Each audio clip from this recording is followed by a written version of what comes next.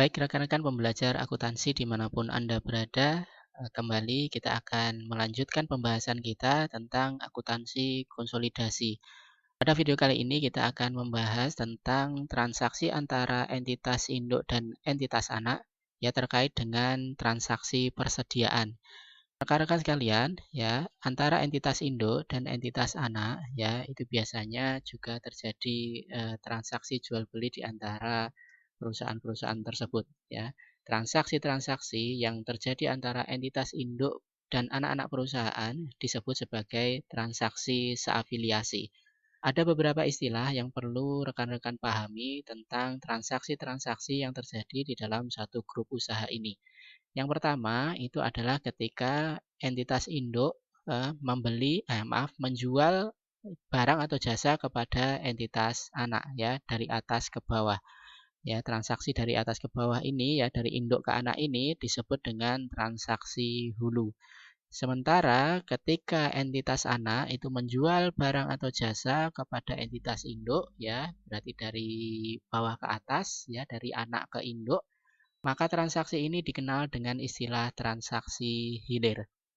Dan jika antara anak perusahaan itu melakukan transaksi satu sama lain antar anak perusahaan ya disebut sebagai transaksi lateral ya. Nah, di sini teman-teman perlu pahami semua istilah-istilah di sini ya, nggak perlu dihafalkan ya. Cukup tandai saja ya kalau transaksi hulu itu berarti dari hulu ke hilir, berarti dari atas ke bawah ya, berarti dari entitas induk ke entitas anak. Sementara transaksi hilir itu berarti awalnya dari hilir, hilir ke hulu, berarti dari bawah ke atas, berarti dari entitas anak ke entitas induk. Nah, kalau transaksi lateral itu adalah transaksi antara sesama anak perusahaan ya.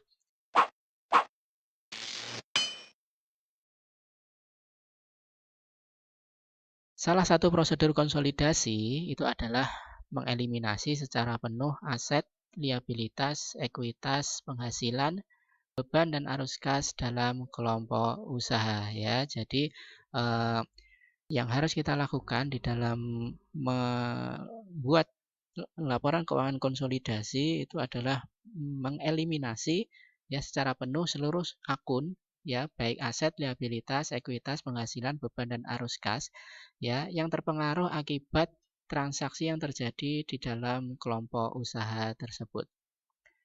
Nah, pentingnya eliminasi transaksi antara entitas induk dan entitas anak diantaranya itu adalah karena entitas induk ya sebagai pihak pengendali dari anak-anak perusahaan itu wajib menyusun laporan keuangan konsolidasian ya atau wajib membuat ya satu laporan keuangan tambahan yang merupakan ya gabungan antara laporan keuangan induk dan seluruh anak perusahaan.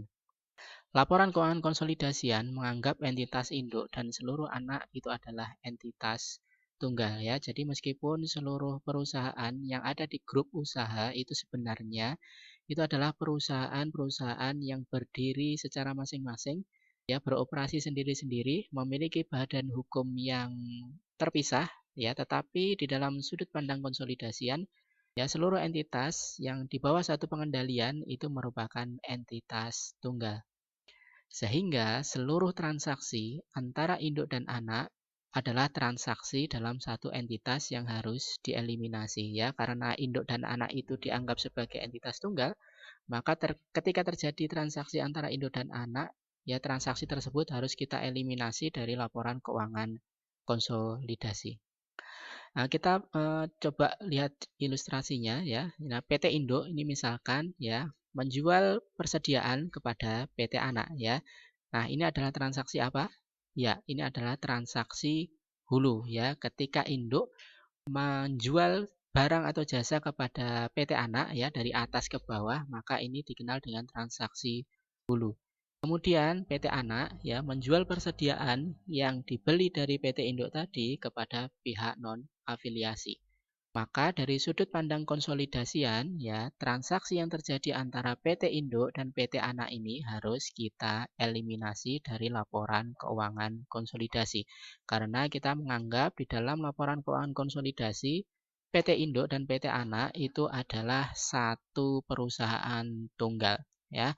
Dan yang kita cantumkan ya di dalam laporan keuangan konsolidasi itu adalah transaksi yang terjadi ya antara kelompok usaha dengan pihak non afiliasi. Jadi penjualan yang akan kita catatkan di dalam laporan keuangan konsolidasi itu adalah penjualan yang dilakukan oleh anak perusahaan dengan perusahaan non afiliasi atau pihak non afiliasi.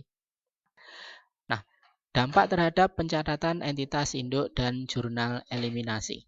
Rekan-rekan sekalian, ya, ada beberapa dampak terhadap pencatatan entitas induk di sini. Yang pertama, ya, jual beli persediaan antara induk dan anak adalah contoh transaksi dalam satu kelompok usaha, ya. Jadi, ketika induk dan anak itu bertransaksi, maka itu adalah salah satu contoh ya dari transaksi yang ada di dalam satu kelompok usaha.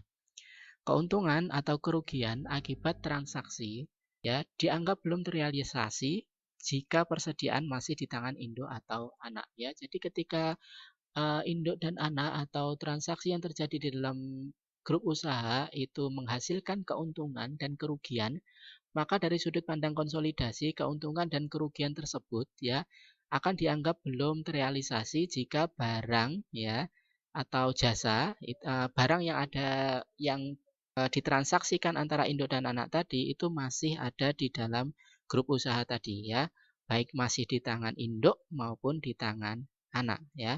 Maka jika barangnya masih ada di dalam grup usaha tersebut ya, maka keuntungan yang atau kerugian yang diakibatkan atas transaksi tersebut dianggap belum terrealisasi ya. Tetapi perlu teman-teman ingat ya, ya perusahaan yang menghasilkan keuntungan ya atas transaksi antara induk dan anak tadi ya, maka perusahaan tersebut tetap mencatat keuntungan atau kerugiannya di dalam laporan keuangan masing-masing ya. Ya, jadi perusahaan yang menjual sesuatu kepada pihak lain misalkan ya, induk itu menjual barang kepada anak dan induk menghasilkan keuntungan atas penjualan barang tersebut dari anak, maka keuntungan tersebut akan diakui oleh induk sendiri ya. Induk tetap mengakui keuntungan atau kerugian yang diakibatkan dari transaksi jual beli tersebut. Tetapi di dalam sudut pandang konsolidasian ya, nah ketika barang itu masih di tangan anak ya sampai akhir periode akuntansi yang sama dengan jual beli yang terjadi antara induk dan anak tadi, maka ya keuntungan yang didapat oleh induk itu tidak boleh dicantumkan ya, tidak boleh dicatat di dalam laporan keuangan konsolidasian. Kenapa? Ya karena barangnya itu masih di dalam grup usaha sehingga dianggap belum terrealisasi. Keuntungan atau kerugian akibat transaksi itu dianggap terrealisasi ya jika persediaan itu telah dijual kepada pihak non afiliasi ya. Jadi misalkan untuk kasus yang sebelumnya ketika induk jual barang kepada anak ya. Nah, ketika barang yang dibeli anak tadi dari induk itu sudah ya dijual kembali oleh anak kepada pihak non afiliasi, maka keuntungan yang dibukukan oleh induk ya akibat transaksi antara induk dan anak tadi itu dianggap sudah terrealisasi ya, dianggap sudah terrealisasi jika barangnya sudah berada di tangan pihak non afiliasi. Nah, jika belum, maka keuntungan yang diakibatkan atas transaksi tersebut itu belum dianggap terrealisasi ya. Dampak terhadap pencatatan transaksi induk yang lainnya yaitu ya jurnal eliminasi ya dapat kita simpulkan yaitu tergantung posisi persediaan ya. Jurnal eliminasi yang akan dibuat oleh induk ya sebelum membuat laporan keuangan konsolidasian itu tergantung di mana posisi persediaan. Nah, ada 3 kondisi ya yang perlu teman-teman pahami terkait ya posisi persediaan eh, eh, setelah transaksi antara induk dan anak tadi ya. Jadi ada 3 skenario ya atau jurnal eliminasi apa saja yang perlu dibuat oleh induk sebelum membuat laporan keuangan konsolidasian ya terkait dengan kondisi di mana persediaan itu berada. Yang pertama itu adalah ketika persediaan telah terjual seluruhnya non-afiliasi pada periode yang sama dengan perolehan oleh entitas anak. Kondisi kedua yaitu persediaan belum terjual sama sekali kepada non-afiliasi hingga akhir periode perolehan. Sementara kondisi ketiga, jika persediaan itu sebagiannya sudah terjual dan sebagiannya ya belum terjual atau masih berada di grup usaha tersebut. Mari kita bahas satu persatu. Yang pertama, yaitu ketika persediaan telah terjual seluruhnya ke non-afiliasi pada periode yang sama dengan perolehan oleh entitas anak. Ya, jadi kondisi pertama ini ya yaitu ketika ya persediaan yang dijual oleh induk kepada anak ya itu seluruhnya telah berhasil dijual kembali oleh anak kepada pihak non-afiliasi.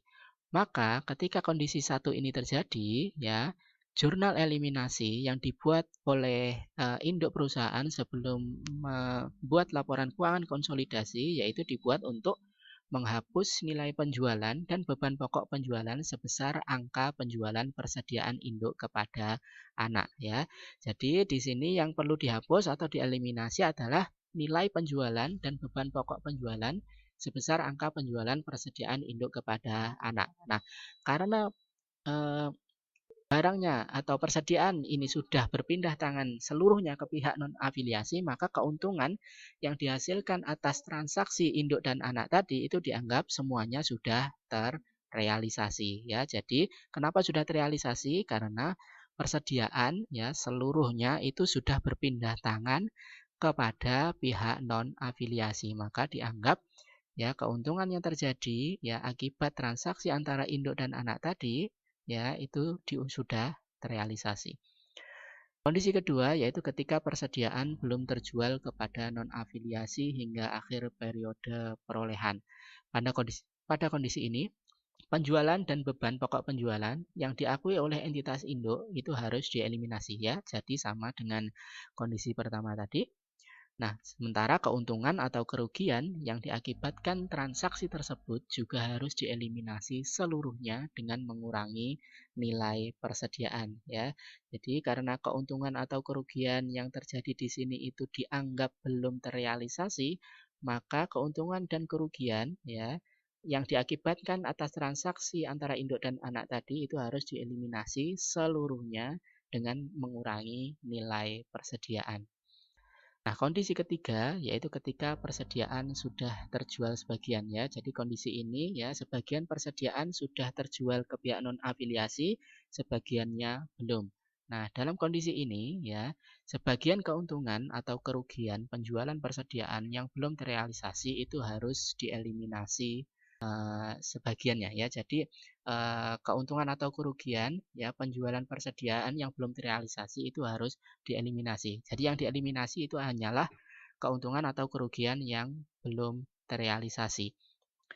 Sekian video kali ini ya semoga bermanfaat ya. Untuk soal kasus akan kita bahas pada video-video selanjutnya. Terima kasih. Wassalamualaikum warahmatullahi wabarakatuh.